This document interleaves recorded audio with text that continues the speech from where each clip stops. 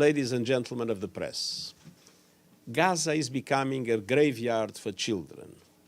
Hundreds of girls and boys are reportedly being killed or injured every day. More journalists have reportedly been killed over a 4-week period than in any conflict in at least 3 decades. More United Nations aid workers have been killed than in any comparable period in the history of our organization. I salute all those who continue their life-saving work despite the overwhelming challenges and risks.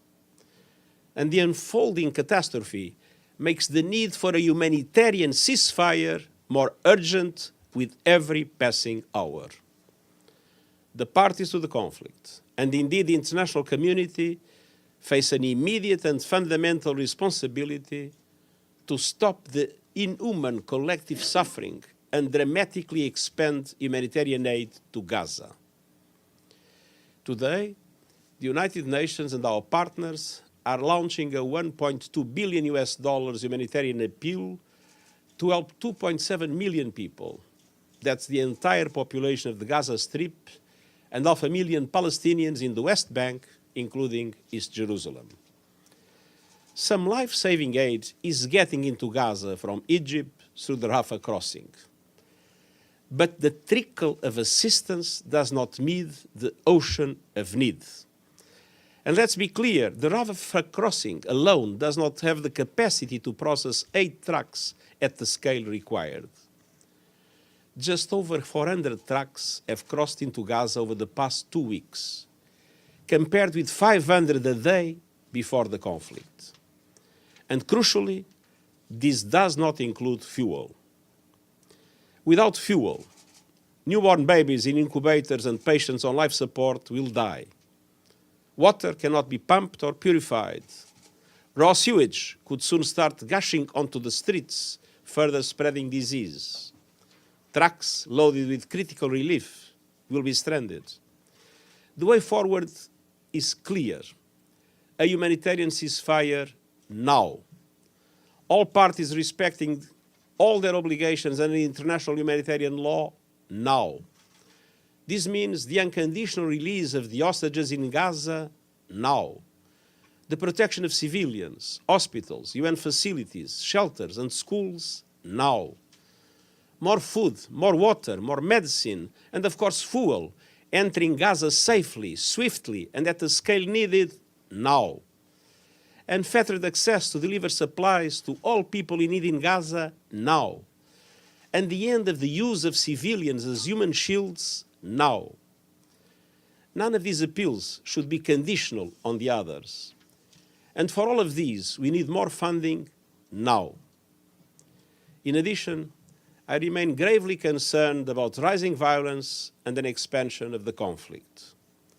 The occupied West Bank, including East Jerusalem, is at a boiling point. Let us also not forget the importance of addressing the risks of the conflict spilling over to the wider region. We are already witnessing a spiral of escalation from Lebanon and Syria to Iraq and Yemen. That escalation must stop. Cool heads and diplomatic efforts must prevail. Hateful rhetoric and provocative actions must cease.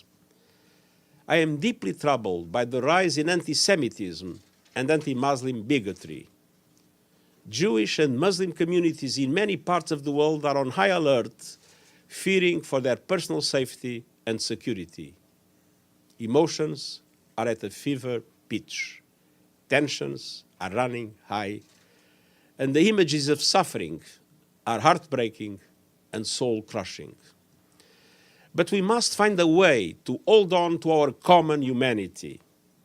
I think of civilians in Gaza, the vast majority women and children, terrified by the relentless bombardment. I joined the UN family in mourning 89 of our UNRWA colleagues who have been killed in Gaza, many of them together with members of their family. They include teachers, school principals, doctors, engineers, guards, support staff, and a young woman named Mai. Mai did not let her muscular dystrophy or her wheelchair confine her dreams. She was a top student, became a software developer, and devoted her skills to working on information technology for UNRWA. I am so deeply inspired by her example. And I think of all those tortured and killed in Israel nearly 1 month ago, and the hostages abducted from their homes, their families, their friends, while simply living their lives. 10 days ago, I met with some of the family members of those hostages.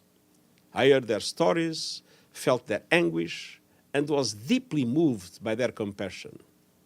I will never relent in working for their immediate release. This is essential in itself and central to solving many other challenges. One mother movingly shared with me her desolation over her abducted son, Ersh. She also spoke outside the Security Council, and on the subject of confronting hatred, she said, and I quote, "When you only get outraged when one side's babies are killed, then your moral compass is broken and your humanity is broken," end quote. Even in her utter despair, she stood before the world and reminded us, and I quote, "In a competition of pain, there is never a winner," end quote. We must act now to find a way out of this brutal, awful, agonizing dead end of destruction, to help end the pain and suffering, to help heal the broken, and to help pave the way to peace, to a two-state solution with Israelis and Palestinians living in peace and security. Thank you.